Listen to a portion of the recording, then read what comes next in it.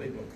If you got the brochure or the folder, it's going to have pamphlets of my 3 listings, my talking points, and then the back page is a very shameless plug for those of you that might be interested in sponsoring an event that's coming July 31st to August 2nd.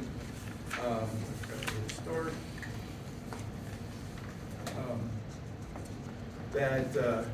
We're doing an Ohio Commercial Real Estate Exchangers. We're doing a conference out at marketing session, down at Topgolf, and said I'm planning it and running it, so I'm shamelessly plugging for ads.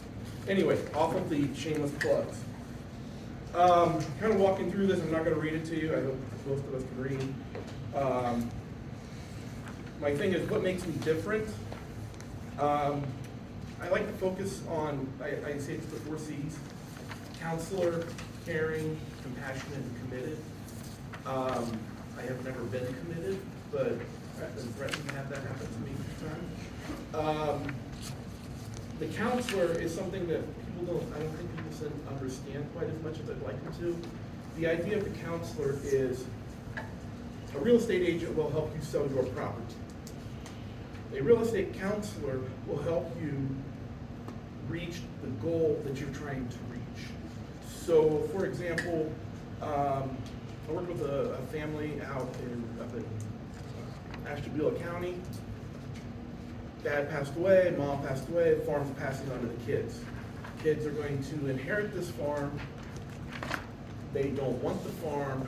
Selling the farm is going to give them about $500,000 in income, and that income will then be used for capital gains, and lots of concerns there that just make it very nerve-wracking for them.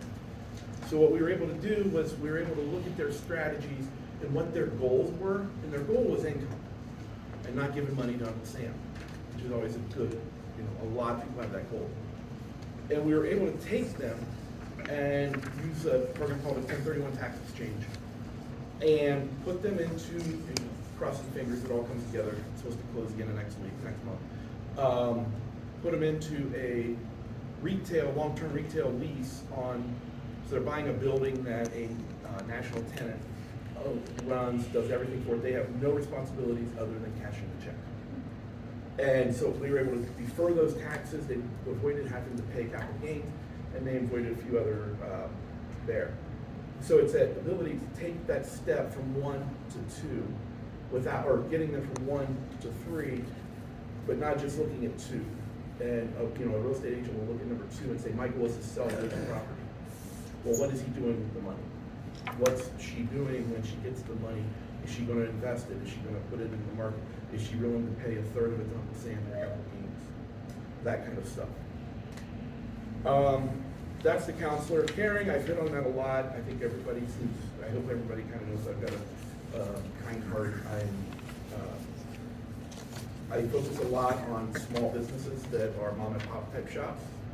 And so I'm dealing a lot with the owners directly, not dealing with some, a LLC that's got a guy that lives in California, a guy that lives in Idaho, and a guy that lives in Montana, and trying to get those 3 that hate each other to agree on a sale.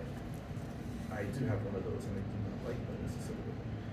But we're working at compassionate. We're always, compassion, I think, is one of my things I think that comes out. Committed is good. Who do I want to meet? I like meeting residential real estate agents and just sitting there and talking to them, because usually within about 3 minutes of talking to them, I convince them that us referring business to each other is much smarter than them trying to do the business on their own. There's a difference between being allowed to and should do in regards to selling real estate.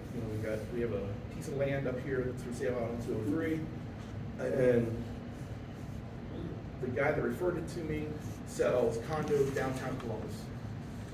He said, I've never sold a piece of land in my life, and he's been doing real estate as long as I have. He says, you take care of it for me and send me a check. similar, I've got another one I'm working on. He's looking for some retail space over in Sunbury, and we're doing that. Again, developers, we talked about earlier, attorneys, commercial bankers, accountants, and financial planners. Accountants and financial planners are two that I really like to talk to because they're two people that tend to not like real estate agents. They see us as being, they look at real estate agents as being point A to point B commission driven, not focused on the end goal. So if I'm talking to your tax accountant, I'm talking to your financial planner, and we're talking about, I'm part of your team. I'm part of that team because real estate is a great investment, long term. And, so it can be part of that asset base to help diversify your assets and such. So I'm part of the team, and I'm not seen as an adversarial person coming in, just trying to sell something and make them take give a third of their taxes money to Uncle Sam. I've had a couple of really good connections. Bob Daniel has done a lot. I've had a handful of guys come from Bob Daniel. They also usually work with new startups and help them find a place for that business that's moving out of a garage. What are some indicators I should talk to someone? Really, the biggest thing is, when somebody's talking about change in their business, that could be growth, that could be layoffs. If we're in a building and I've got it full of people and I'm cutting my staff by half, I don't need that same size building. So let's analyze your lease and see what your options are. Can we try, if you're in an office space, you're kind of stuck because of the market right now. But if you are in let's say you're in a retail place and Delaware's not working for you and you want to close the store.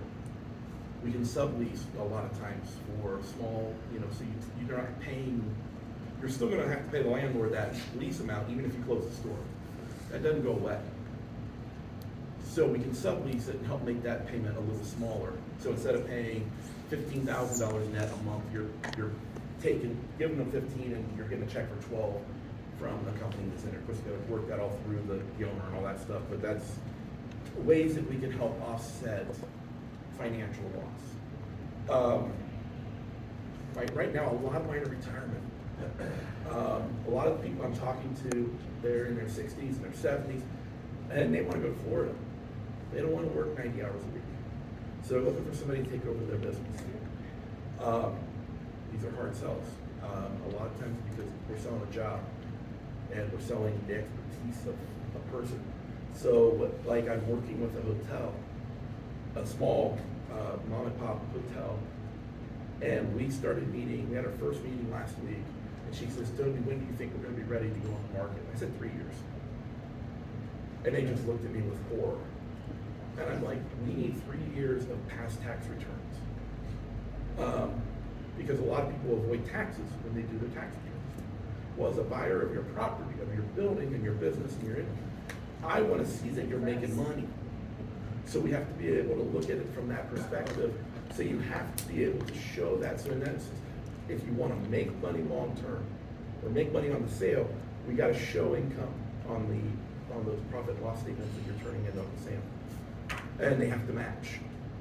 Because if it doesn't match, Matt's going to catch that when he goes through he's going to audit those numbers, and all of a sudden that feels dead quicker than anything else, because now we got potential for some fraud and nobody wants to deal with that.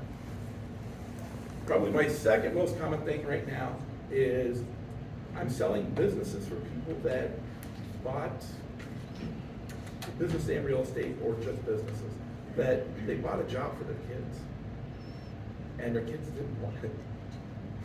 So they came in and they bought this job for their kid and did not talk to their kids about what they were doing.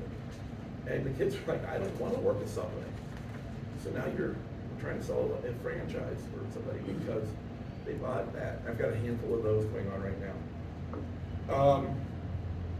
Where do I work? That's pretty self-explanatory. Basically what I tell people is I run 71 from Delaware to Mansfield, Mount Vernon to Marysville. Just kind of run that swath up. That's preferred. Now, I would actually do it for a friend. I've got stuff in downtown Columbus, stuff like that I'm doing. You know, so I'll go where I need to go for the customers. But I'm also, you know, my marketing money is spent in that corridor. All right, thank you guys. Any questions?